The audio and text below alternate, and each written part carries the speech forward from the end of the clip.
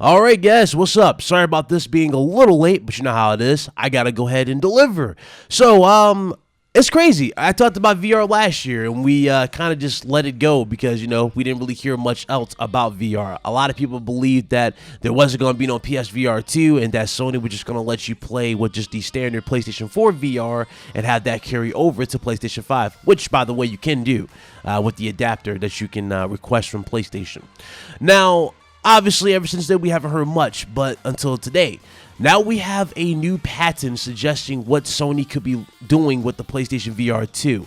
Now, granted, I've covered a lot of stuff about PlayStation VR 2 in the past, such as the wireless controllers, the brand spanking new kind of like, I forgot it was like camera sensitive controllers where like it tracks your fingers and all that stuff. We've talked about that before in the past, and not much else has really surfaced since then. But this right here is actually talking about new particular ways of you getting feedback from the actual headset itself, and this is comparing it to something of like haptic feedbacks that we have for the PlayStation 5 controller. Now, obviously, you guys know what haptics, the triggers actually lock into place and build tension depending on what you're doing. With the PlayStation VR 2, they're talking about a lot of like insane stuff, such as like temperature feedback, like the headset would actually get hot and stuff like that to mimic the heat of the game.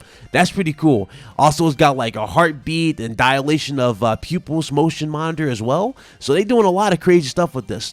They got a fragrance device where you can actually smell like what could potentially be in the game, like food and stuff like that. So that's going to be interesting to see if developers actually use that or if that actually comes to the market. And I do got to stress that too, though. These are patents. Odds are we might not see all these in games, but come on, this is PlayStation. We saw what they did with the DualSense. I wouldn't be surprised if it does make its way into the actual final finished product. I mean, again, it's all about immersing you into the experience.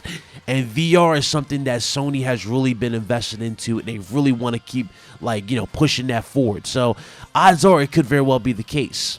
They also talked about in-game advertising where they're showing more stuff on the screen and you can get more of a feel of what's happening on there as well, which is pretty cool. That's another cool way of getting stuff out there.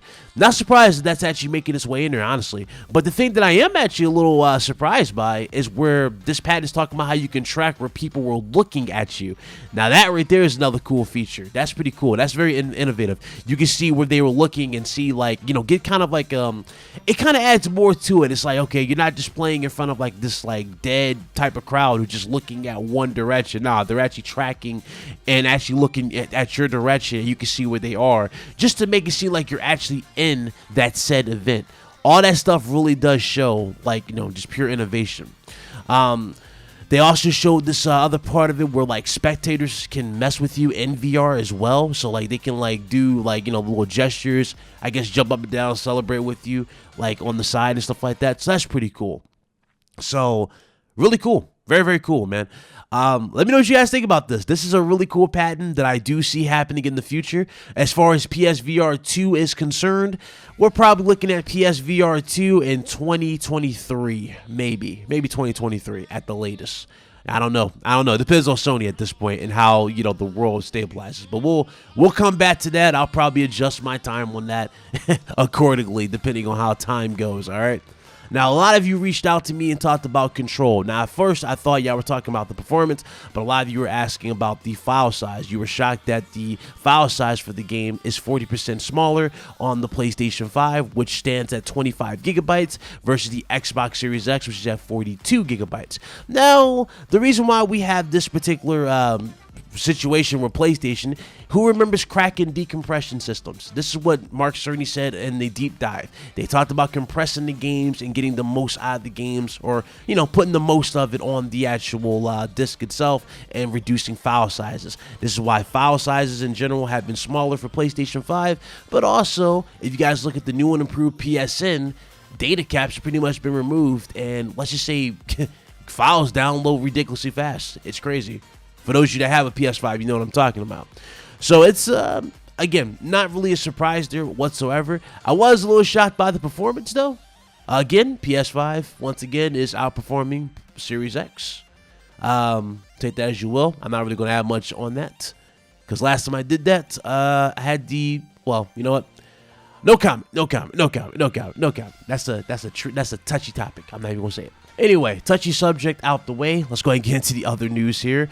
There's a new PlayStation 5 update that's available right now. For those of you wondering what this update's pretty much focused on, it's pretty much centered around PS4 games running on the actual box itself. As you guys already know, with PS5, some people are having issues with PS4 games just randomly crashing in the middle of gameplay. So that's basically what this is about. It's pretty much, all about improving, performance on the actual box, making sure everything is fine. As you guys already know, no launch is without its share of issues and a few hiccups. So PS5 has a new update focusing strictly on that. Hopefully it fixes it. Now, I haven't had an issue since my system came out, but I did have issues at the beginning. So, the last patch that it was, at least I believe, fixed it. But we'll see if if those things resurge anytime soon. Well, we'll see. Anyway, that's what that whole thing is about. So, cool. Now, we also got some big news that Sony is selling the PlayStation 5 at a loss, but in fact, their actual operating income increased by 50% year on year, and also Sony sold or shipped 4.5 million PS5s just last year. And granted, keep in mind, guys, if PS5 was actually fully stocked like we hoped it was going to be for all of us at the start, until what happened, that system probably could have broke all the records. That's pretty much up there with PlayStation 4, if I remember correctly, with 4.5 million units. They could have easily shattered the PlayStation 4's record if they actually were able to meet demand. And that right there just shows how hype everybody was for the PlayStation 5. It's a big deal for everybody. It's awesome to see. I'm happy that they're doing good. And yeah, it's going to be a very interesting gen from this point forward. Now, I got another video I'm going to work on for you guys today, so just stay tuned. But I'm going to cut it here. This is going to be for the PlayStation side of things. So let me know what you guys think in the comment section below. Appreciate you guys watching, and I'll see you guys later on. Y'all be blessed. I'm out of here. Deuces.